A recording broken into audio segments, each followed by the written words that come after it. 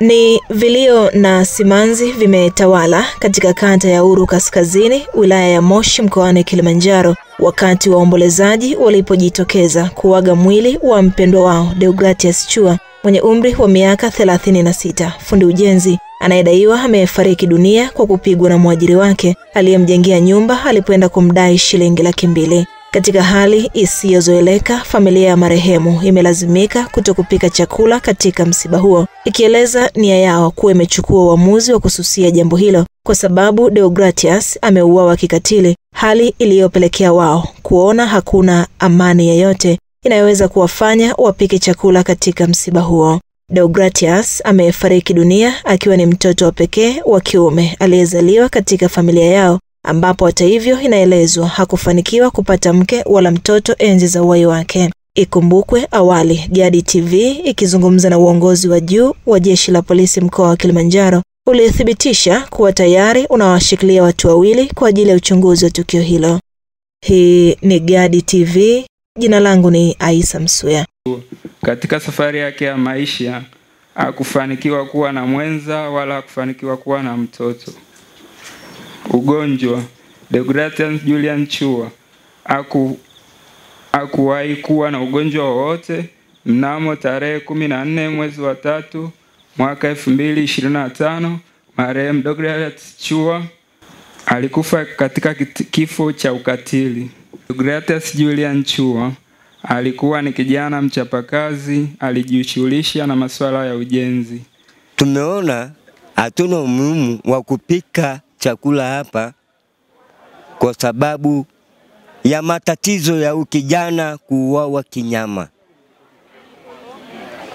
Hatuna, wananchi wote wamekataa, vijiji vyote tuliozunguka kuomba mchango wakatusaidia. Wamesema hamna haja aina yote ile. Hatujaweka mbege, hatujaweka chochote kile. Mnaona mtu wamemfukia kwa mikono yao kutokana na machungu makuu, kwa sababu huyu kijana alikuwa ni mpenda watu, kupendana na watu katika vijiji vyote. Ndio maana sisi tukaona kwa kweli hatuna haja aina yote ile. Tumejifunga kama Yesu yuko pale msalabani.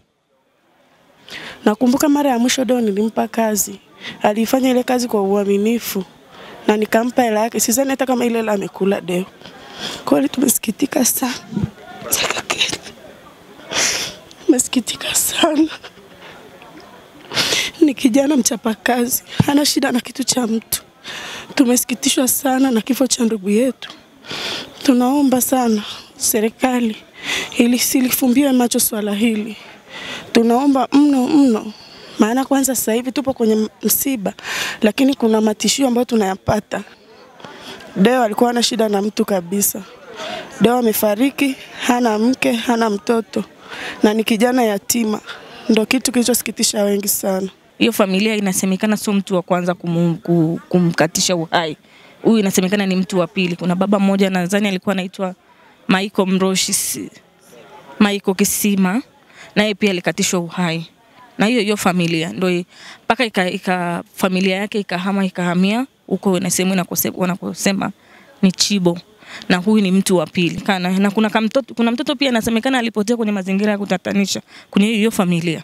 Sisi naomba serikali ikiwezekana wamuhamishe, tusitakaje na mtu ambaye anatuumizia ndugu zetu. Wamuhamishe, tafute sehemu ya kukaa. Kwa kweli baada ya kumaliza msiba, matarajio ya hii familia imebaki hivi, huu mji umebaki wenyewe, hakuna muangalizi, hakuna mtu yoyote ambaye anaweza kuangalia huu mji. Labda tukimaliza vikao vya familia ndio tutajua ukoo utasema nani atakayeangalia huu mji. Ndugu wengine, yeye Deo alikuwa na dada ambaye yuko Dar es Salaam na inasemekana ni mgonjwa, kama hakuweza kufika kwenye msiba wa kakake maana hana hali ya kama vile hayuko vizuri. Watu wa mji wake wote wamefariki. Kama mnavyoona makaburi Hakuna mtu mwingine yoyote, wengine wote wamefariki, baba, babu, mama, wote wamefariki. Na yeye alikuwa mtoto wa peke yake wa kiume, naye amefariki. Cha kusikitisha, ndugu wetu tulikuwa kwenye usalama wa kijiji kama polisi jamii, lakini ghafla tu tumeambiwa ndugu wetu yuko hospitali KSMC. Cha ajabu ghafla tunaambiwa amepoteza maisha. Alafu yani tunavyokaa yani hatuelewi yani mpaka sasa hivi kama polisi jamii, ndugu zake, marafiki zake, hatuelewi ni kitu gani kilichomgusa. Lakini ndugu wetu cha msingi tunamuombea lale mahali pema peponi. Ipo siku tutaonana naye.